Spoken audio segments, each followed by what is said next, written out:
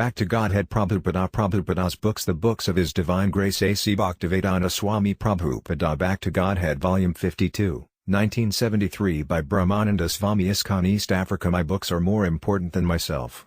This was Srila Prabhupada's instruction to one of his disciples who was being sent from his personal service to open a temple in a distant place. When one considers how much time, energy and intelligence Srila Prabhupada has utilized to single-handedly begin and spread the Krishna consciousness movement to an international scale, it is even more astonishing that he has written a score of unique books. Despite his responsibilities in guiding thousands of disciples who operate almost 100 different centers, that he has produced these books, at substantial sacrifice, proves that the most important factor to the Krishna consciousness movement is the books of His Divine Grace A.C. Bhaktivedanta Swami Prabhupada.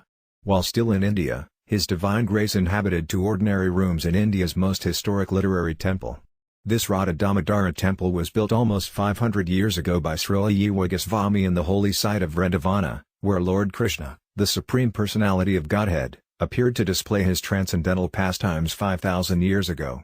The Radha Damodara temple, which has since fallen into disrepair, houses the samadhi, burial place, of Jiva Goswami, one of the 6 prime disciples of Chaitanya Mahaprabhu.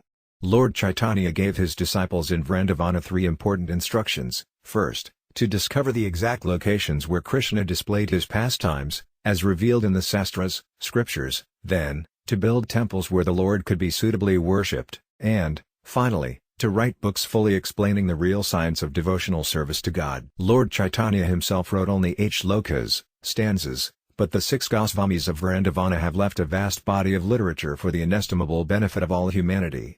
When only 10 years old, Jiva Goswami wanted to join Lord Chaitanya's Sankirtana movement, but first he prepared himself by becoming fully versed in Sanskrit in Benares. He was then able to write volumes of books, which have prompted one Indian authority to declare Jiva Goswami the greatest philosopher that has ever lived. It is lamentable that due to the lack of qualified translators, the English-knowing world may never be able to take advantage of these books.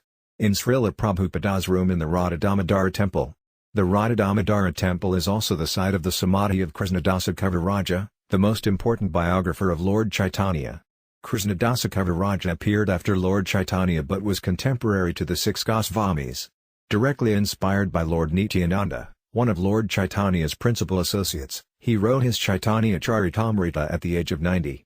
This book recounts the teachings of Lord Chaitanya more vividly than the biographical details which have been preserved by other authors. The treasure of Radha Damodara is the Samadhi and Bhajana, place for executing devotional service, of Srila Rupa Goswami. Of the 6 Goswamis, he is the most important. Rupa Goswami constructed the largest temple in Vrindavana, Radha Govindaji, and he wrote the most important book on the science of devotional service, Bhakti Rasamrita Sindhu, which was completed in the year 1552. He and his elder brother Sanatana Goswami were among the chief government administrators of their time and were highly learned in Arabic, Persian, and Sanskrit. Lord Chaitanya personally instructed Rupa Goswami for 10 consecutive days, and Bhakti Rasamrita Sindhu codifies these teachings, with supporting evidence from scores of supplementary Vedic texts. Srila Prabhupada's seat, overlooking the courtyard, one great Acharya, teacher, in the Parampara, disciplic succession, has offered obeisances to the 6 Goswamis in the following manner: they are very expert in scrutinizingly studying all the revealed scriptures with the aim of establishing eternal religious principles for the benefit of all human beings. Thus they are honored all over the 3 worlds, and they are worth taking shelter of because they are absorbed in the mood of the Gopis and are engaged in the transcendental loving service of Radha and Krishna. In one of Srila Prabhupada's rooms in the Radha Damodara temple there is a window that overlooks the shaded courtyard where the 2 tomb-like structures that honor Rupa Goswami stand. Just before this window is a bare wooden asana, seat, where Srila Prabhupada sat to receive inspiration from the greatest of the Goswamis. From the other room, where he wrote his books, Srila Prabhupada could look out and see Jiva Goswami's own worshipable deities, Radha Damodara. The samadhi of Srila Rupa Goswami. For more than 5 years Srila Prabhupada lived and worked alone in the Radha Damodara temple. From the volume of manuscripts and letters he left behind, it is evident that he was constantly writing. He wrote by hand in notebooks, in school lesson pads, and even on the reverse side of mimeographed news releases from the Soviet news agency which was located in nearby Delhi. These releases during the early 1960s were filled with reports of Sputnik achievements, and it was these reports that probably prompted Srila Prabhupada to write the most famous of his shorter books, Easy Journey to Other Planets. Many of these Radha Damodara manuscripts are incomplete and as yet unpublished. They include Science of Devotion, Practical Theism, Message of Godhead, Prayers of King Kulaskar and a lengthy verse-to-verse translation and purport of the first part of the Chaitanya Charitamrita. Also, there is Srila Prabhupada's voluminous correspondence, addressed to many prominent men in the fields of religion, letters, politics, business and medicine. These letters reveal Srila Prabhupada's gift for soliciting people to help spread scientific knowledge of God consciousness. In addition to books and letters, during this time Srila Prabhupada also edited Back to Godhead, a fortnightly paper begun in 1944 in fulfillment of an order by his spiritual master, His Divine Grace Srila Bhaktivedanta Sarasvati Goswami Maharaja. At the very first meeting he had with Srila Prabhupada in 1922, as well as in a letter written only weeks before his demise in 1936, Srila Bhaktivedanta Sarasvati specifically requested Srila Prabhupada to propagate the teachings of Krishna consciousness through the medium of the English language. A devotee takes the orders of his spiritual master as his very life, and this is what has impelled His Divine Grace to write prolifically despite many hindrances. Due to spiritual potency, a perfectly executed order received from a higher transcendental authority benefits not only the performer of the duty but also the whole world. Srila Prabhupada's accomplishment is exactly in the line of the 6 Goswamis of Vrindavana. Srila Prabhupada's books are, to put it quite simply, authorized. Back to Godhead contained timely articles, essays, book reviews and selections from full-length works in progress such as the Sri Isapanishad. It should be noted that this paper was entirely the effort of Srila Prabhupada. He wrote all the material, edited it, typed it for the printer and checked the galley proofs. Then he sold the copies. Each fortnight he would take batches of Back to Godhead into Delhi. To save a few cents bus fare he sometimes had to walk for miles, and often he would sit in tea parlors until late at night, himself not even taking a glass of water there, preaching and distributing his paper and collecting 1 cent per copy. At this time Srila Prabhupada also wrote outlines of his dream. It was a worldwide association of God-conscious devotees who actively preached the eternal religion of love of God in all fields of society at large and who used all the modern means at their disposal.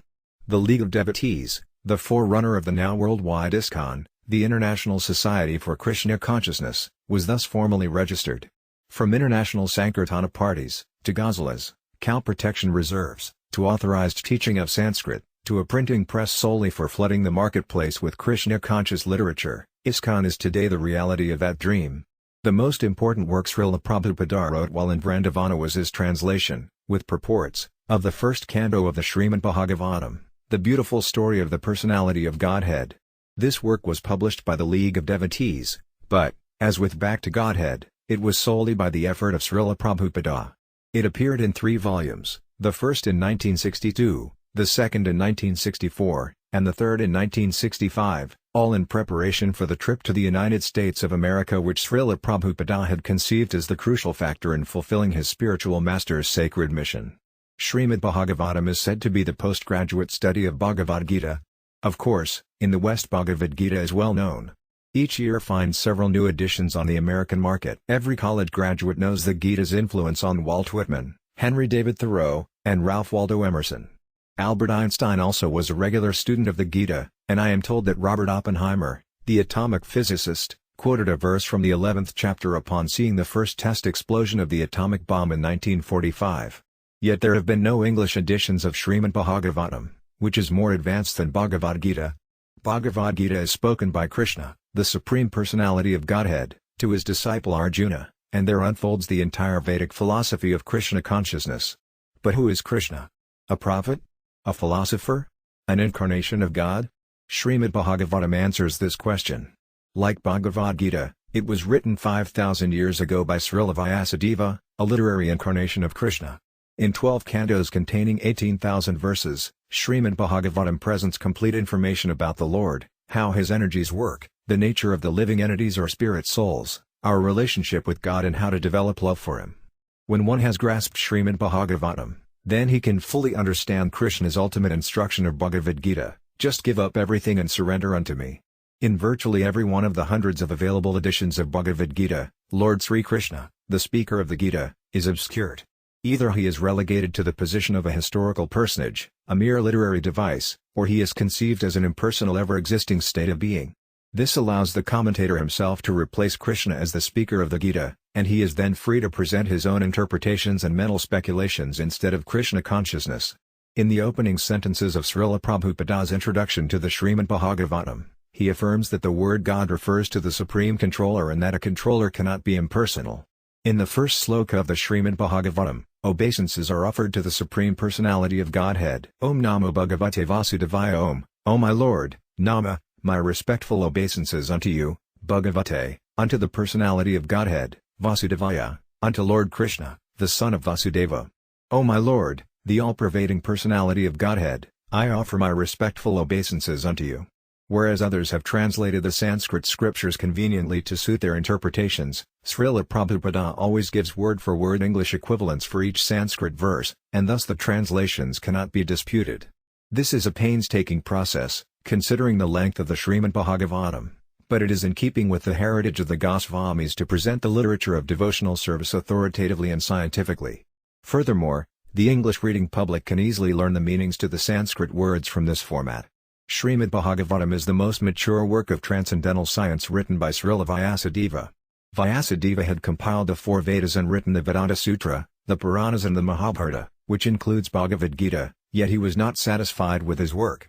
Therefore his spiritual master, Narada Muni, instructed him to specifically glorify the transcendental activities of Lord Sri Krishna. Thus the famous 10th canto of the Bhagavatam reveals the most intimate of Krishna's pastimes with his devotees. It should be cautioned that there are many professional Bhagavatam reciters who indulge in reading only this most confidential portion of the book, not caring for transcendental realization either for their innocent audiences or for themselves. However, Vyasadeva purposely placed these stories in the later portion of the text so that by reading through the first 9 cantos the reader would be spiritually elevated and be able to understand the transcendental nature of these activities. Therefore Srila Prabhupada presents the Bhagavatam in a complete manner, beginning from the very first verse and progressing systematically to the most elevated portion of this great literature. When Srila Prabhupada finally arrived in America in 1965, he did not come empty-handed. His baggage was a yellow tin box filled with sets of his Bhagavatams. Upon first setting foot on American soil, he wrote a poem addressed to Lord Krishna in Bengali, one passage of which reads as follows: "The words of Srimad Bhagavatam are your incarnation, and if people repeatedly hear them in submissive oral reception, then they will be able to understand your message." Srila Prabhupada then commenced his legendary preaching, first in the rural towns of Pennsylvania and then in New York's Bowery and Greenwich Village. He was practically supporting himself from the sales of his books until ISKCON was incorporated by some interested students and the first center was opened in July, 1966. Even up until the present, the entire financial growth of the society depends upon the distribution of Srila Prabhupada's books by street sales, store distribution, and the society's life membership program. All major donations and sales proceeds are used for printing books. On 2 mimeograph machines personally purchased by Srila Prabhupada, we, his American students, began putting out Back to Godhead, which consisted mostly of Srila Prabhupada's lectures and some articles and poems by his students. Now that we had started it, we were instructed to publish an issue every month without fail, regardless of our financial situation, even if we could only afford 1 page. Upon seeing us putting together the first issue, Srila Prabhupada announced that ISKCON Press had been born. In the streets and through shops, we sold as many copies as we were able to run off and staple. Srila Prabhupada was at that time delivering his lectures 3 evenings a week and every morning in the storefront assembly hall. One morning he titled his lecture, Introduction to Bhagavad Gita as it is by A.C. Bhaktivedanta Swami. That lecture was transcribed as the present introduction to his book. We learned that Srila Prabhupada was taking rest at 10 p.m. and rising at 2 a.m. to write his verse-by-verse translations and purports to the Bhagavad Gita. He would write all morning and then come down and speak on the verses upon which he had commented. On a portable typewriter given by one of his students, Srila Prabhupada typed out the manuscript page after page. He would spend the remainder of the day writing correspondence, managing the center, speaking to visitors and teaching his students. Despite the threat of immigration difficulties, financial straits and the problems in teaching his fledgling students' spiritual life, we watched the manuscript grow day by day. It was a labor of love which continued until one day serious illness struck Srila Prabhupada and he was unable to operate the typewriter. When our shock and confusion cleared away, we managed to purchase a dictaphone, and Srila Prabhupada was able to write by dictating tapes. One day a college student on leave who was an expert typist appeared and offered his services to Srila Prabhupada. Not long afterwards, The manuscript, over 1,000 pages, was completed. Bhagavad Gita as it is stands as a challenge to all the mental speculators who depart from the Gita's central teaching of devotional service to the personality of Godhead, Lord Sri Krishna. Even Mahatma Gandhi stands accused, since his ingenious metaphorical interpretation is simply designed to support his mundane political movement of non-violence. In India, Srila Prabhupada personally requested Gandhi to preach the Gita for what it teaches, Krishna consciousness, just as Srila Bhaktivedanta Swami Maharaja had personally requested the most famous Indian poet of his time, Rabindranath Tagore. In the Gita's 9th chapter, Lord Krishna categorically advises Arjuna to surrender to him and to love and worship him only. He specifically uses the Sanskrit word mam, meaning unto me. Yet one commentator, a renowned Indian philosopher and political leader, begins his commentary on this crucial verse, "It is not to Krishna that we have to surrender." It is very clear that Krishna and Arjuna are standing on the battlefield of Kurukshetra and that Krishna is telling Arjuna to surrender unto him. But this scholar wants to turn the reader away from Krishna by insidiously implying that Krishna actually means to surrender to the eternal unmanifested essence within himself. But Krishna didn't say this. Significantly, Srila Prabhupada entitles his comments purports, not interpretations.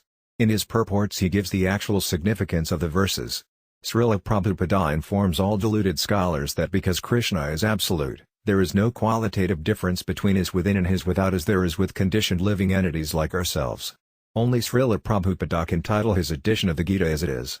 The reason why is readily understood from Krishna's statement to Arjuna in the beginning of the 4th chapter regarding Arjuna's qualification for receiving the teachings of the Gita. It is not that Arjuna was a great yogi, scholar or ascetic. Krishna said, "You are my devotee and my friend, therefore you can understand this science rightly." As unusual as it may seem, Srila Prabhupada is virtually the only devotee of Krishna who has commentated on Bhagavad Gita. Krishna also disclosed that the Gita can only be understood by those who are in the line of authorized devotees and acharyas, teachers, known as parampara, disciplic succession. Of the 4 such successions, the line from Lord Brahma yet remains intact, and Srila Prabhupada is the 32nd teacher in that line. Vedic knowledge is not unlike a family secret that has been carefully handed down through many generations. Even though the present family descendants were not personally present, they know precisely what took place generations ago. After it was completed, the Gita manuscript was placed in our hands for publication. We approached several big New York publishers, but even with the help of the poet Allen Ginsberg, there was no success. However, Srila Prabhupada had some time previously recorded an album of the hypnotic Hare Krishna mantra, and we happened to receive an order for a copy from an executive at the Macmillan Company. Srila Prabhupada, who was in New York at the time, instructed me to deliver the album personally and inform them that we had books they might be interested to publish. In the executive office, I sat before a man in the accounting section who had nothing to do with publishing books. But then in stepped his colleague, a chief editor. I was introduced, and then I repeated Srila Prabhupada's offer. Believe it or not, he was just looking to publish an edition of the Gita to fill out their religion section. "Bring in the manuscript tomorrow morning," he said, "and we'll publish it." The next book, Teachings of Lord Chaitanya, was then dictated. It is a summary study of the historic Chaitanya Charitamrita. Instead of the exhaustive format of verse-to-verse translation and purport, Srila Prabhupada presented this book in a shortened but more essential manner. "My books are for my students," he told us, and so he wanted to write as many as possible. If Bhagavad Gita could be considered the undergraduate study of spiritual life and Srimad Bhagavatam the master's study, then Chaitanya Charitamrita is the doctorate course. It recounts Lord Chaitanya's teachings to the only 5 disciples he personally taught. In Teachings of Lord Chaitanya, the incomplete philosophy of impersonalism is fully analyzed and forcefully defeated by Lord Chaitanya in his discussions with the 2 biggest impersonalists of his time, Prakasananda Sarasvati and Sarvabhauma Bhattacharya. Also, the quintessence of all detailed knowledge of Krishna and how he acts both in the spiritual and material worlds is disclosed to Ramananda Raya. The book was published by Prabhupada's students, who met the costs by donations of all their personal monies. We decided to print it overseas, in Japan, and ultimately in 1968 it came off the presses of one of the world's largest printing organizations. ISKCON Press was then given full responsibility to publish all of Srila Prabhupada's books and to develop Back to Godhead to the scale of time and life. By this time it was being printed by offset at 5,000 copies per month. At Prabhupada's request, the issues included more articles by his students. He wanted to see how we were realizing what he was teaching, and he was not concerned for outward polish or sophistication in the articles. He said that for a father whose child is first learning how to speak, there is great pleasure even though the child mispronounces the words. Srila Prabhupada considered Back to Godhead the backbone of the Krishna consciousness movement. He had us give it to a Japanese printer who, to our dismay, could print a minimum of 20,000 copies per issue. Krishna will distribute them, Srila Prabhupada assured us. At present, over 500,000 copies are distributed each month in English, Spanish, French, German, Dutch, Japanese, Hindi, Bengali, and Swahili. Macmillan's Gita also came out in 1968 in an abbreviated 300-page edition, which included appreciations by several well-known authors for commercial appeal. One author who was very well known for his books on Eastern philosophy and was solicited with a copy of the manuscript for appreciation wrote back a hot letter to Macmillan. He denounced the Bhagavad Gita as it is by saying that not to interpret the Gita was itself an interpretation. Our book is successful, declared Srila Prabhupada. The word juggler had properly understood Bhagavad Gita as it is and was properly offended. In 1969 ISKCON Press composed and printed with its own machinery the Sri Isopanishad, subtitled The Knowledge That Brings One Nearer to the Supreme Personality of Godhead, Krishna. It is an elementary book written in verse-to-verse format and fits as a bridge between the impersonal stress of the Upanishads and the distinct personalism of Bhagavad Gita. Its remarkable introduction, Teachings of the Vedas, originally delivered as a lecture in Conway Hall in London, explains how one should best approach a study of the Vedic literature. Also in 1969, the law book for the Krishna consciousness movement was finished. Srila Rupa's Bhakti Rasamrita Sindhu, The Ocean of the Nectar of Devotion, was presented as a summary study entitled The Nectar of Devotion. In the first wave of the Ocean of Nectar, all the Krishna conscious rules, regulations, devotional practices, ceremonies and so on are codified and explained with abundant scriptural evidence. The Nectar of Devotion is greatly responsible for maintaining the spiritual atmosphere and upholding all the devotional discipline in ISKCON's temples, for it is written in such a way that almost any question in the day-to-day problems encountered in prosecuting Krishna consciousness can be authoritatively solved. The second wave contains incredible details about Lord Sri Krishna, the Supreme Personality of Godhead, his form, personality, abode and pastimes with his devotees. The book concludes with a detailed analysis of the variegated relationships of devotion that the living entities have with God, or Lord Krishna. The Nectar of Devotion was printed entirely by ISKCON Press. When the first copy was presented to Srila Prabhupada, he requested that we read aloud from it. When asked which portion he would like to hear, he replied, "Read from any part you open. Sugar tasted on any side is sweet." All of Srila Prabhupada's larger books have been illustrated by his disciples with full-color paintings. Lord Chaitanya Mahaprabhu embracing his disciple Sanatana Goswami in spiritual ecstasy. From Teaching of Lord Chaitanya, all of Srila Prabhupada's larger books have been illustrated by his disciples with full-color paintings. Lord Krishna as a child liberating the sons of the demigod Kuvera by pulling down the twin trees in which they were imprisoned. From Krishna, the Supreme Personality of Godhead. One day when several of Srila Prabhupada's leading disciples were assembled before him, he announced that he had been requested to write a summary study of the 10th canto of the Srimad Bhagavatam. If Srila Prabhupada proceeded translating canto by canto, some students feared he might not be able to complete the confidential 10th canto in his lifetime. Because this portion had been so misrepresented by materialistic religionists, he wanted to leave behind an edition which presented this important portion in its proper transcendental perspective. He took our approval and then began dictating Krishna, the Supreme Personality of Godhead. This work is the most entertaining of all of Srila Prabhupada's books. He conceded that he was writing it in such a way that the reader would not detect the philosophy. In the Bhagavatam, Sukadeva Goswami, its principal reciter, has declared that there are three classes of men who will be attracted to Krishna's pastimes. Those very advanced in transcendental realization, the liberated souls, will relish the pastimes. Those who are on the path to achievement of liberation will automatically be purified, and even the gross materialist will enjoy them because of the resemblance between Krishna's affairs with the Gopas and the love affairs between ordinary men and women. The book was printed in Japan in 1970 in 2 volumes of 750 pages, with the addition of 82 full-color plates. Several talented disciples had labored for almost 6 months to produce magnificent paintings depicting the pastimes. Virtually every detail was referred for Srila Prabhupada's approval because the paintings also had to be as it is. A welcome introduction by musician George Harrison, who contributed the entire cost of printing the first volume, completes the set of books. Although more expensive than all other of Srila Prabhupada's books, the Krishna books are the most popular, having gone into 3 printings to date, as well as publication in a 3-volume paperback edition. Srila Prabhupada had never been entirely satisfied with Macmillan's edition of his Gita because they had drastically shortened it for business reasons. However, when the book was well into its fifth printing, Macmillan informed him that they would be honored to bring out the complete edition, including the Sanskrit shlokas. All other published editions of the Gita were decreasing in sales, they reported, whereas Srila Prabhupada's was steadily increasing. Therefore, in the fall of 1972, the Macmillan Company released the complete edition of Bhagavad Gita as it is, containing the entire text of Srila Prabhupada's original manuscript, fully indexed and cross-referenced, along with more than 50 color plates. Finally, this was indeed the complete and authoritative edition of Bhagavad Gita that we had hoped for. The paintings dramatically portray the ideas of the Gita's verses and Srila Prabhupada's purports. Simply from the pictures the reader will be able to understand the great transcendental message of Bhagavad Gita. Soon to be released from Japan are 8 fully illustrated volumes comprising the first 3 cantos of the Srimad Bhagavatam in verse-to-verse format. The 4th canto is still in the manuscript stage.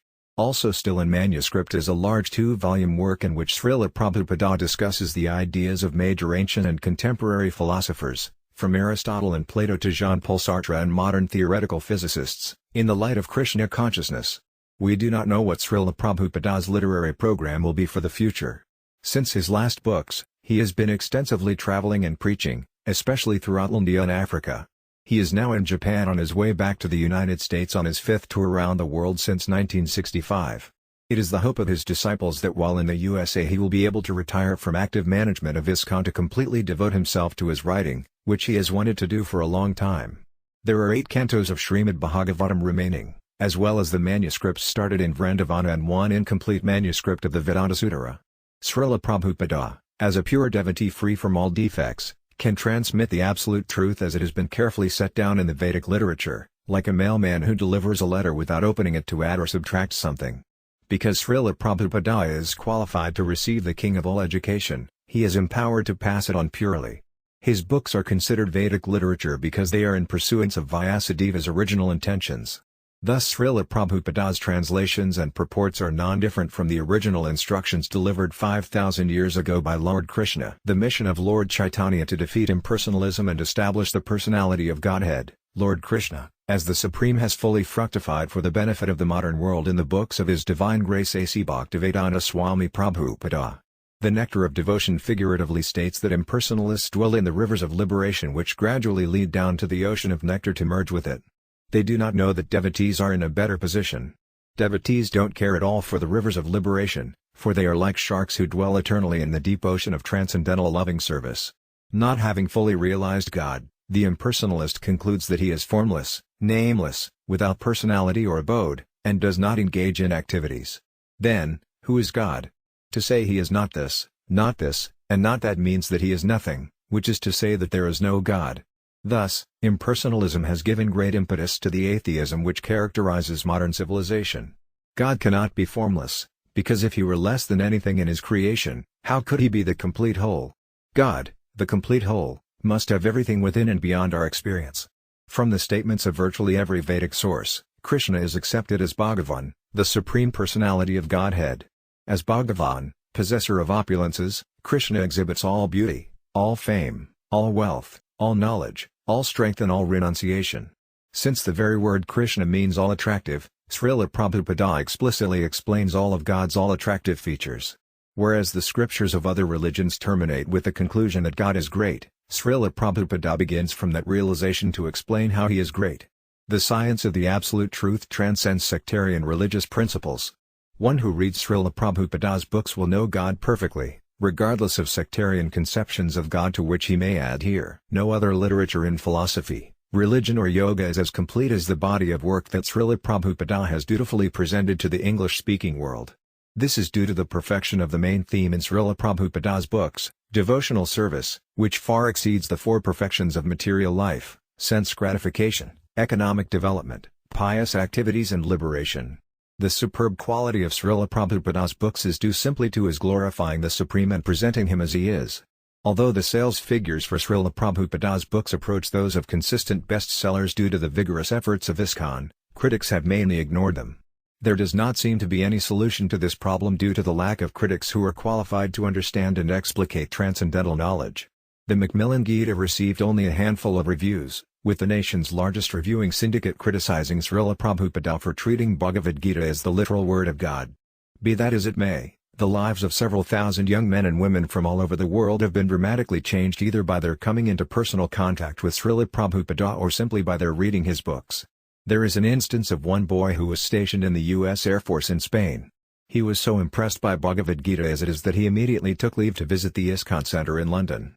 Soon afterward, upon his military discharge, he surrendered himself as a disciple and servant. In accordance with the teachings of Krishna in Bhagavad Gita, Srila Prabhupada teaches the technique for practicing real spiritual life.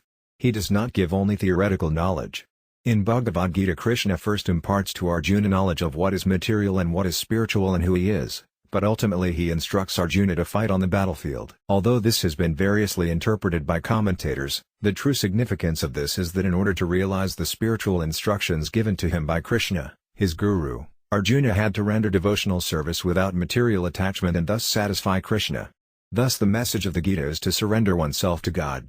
It should be noted that all of Srila Prabhupada's disciples, many of whom are college graduates and former teachers, social workers, etc., find that they have ceased reading other books after reading those by Srila Prabhupada. This is perhaps best explained by the preface to Krishna, the Supreme Personality of Godhead, where Srila Prabhupada says that people love to read various kinds of fiction, but now, with this book, this tendency can be directed toward Krishna, or God. The result will be the imperishable satisfaction of the soul, both individually and collectively. One will find that by reading one page after another, an immense treasure of knowledge in art, science, literature, philosophy and religion will be revealed, and ultimately by reading this one book, Krishna, love of Godhead will fructify. Srila Prabhupada teaches the most difficult and sublime science, the science of how to serve God, in such a way that anyone can understand it. The concepts are presented over and over again, for repetition is a time-tested learning technique in transcendental study.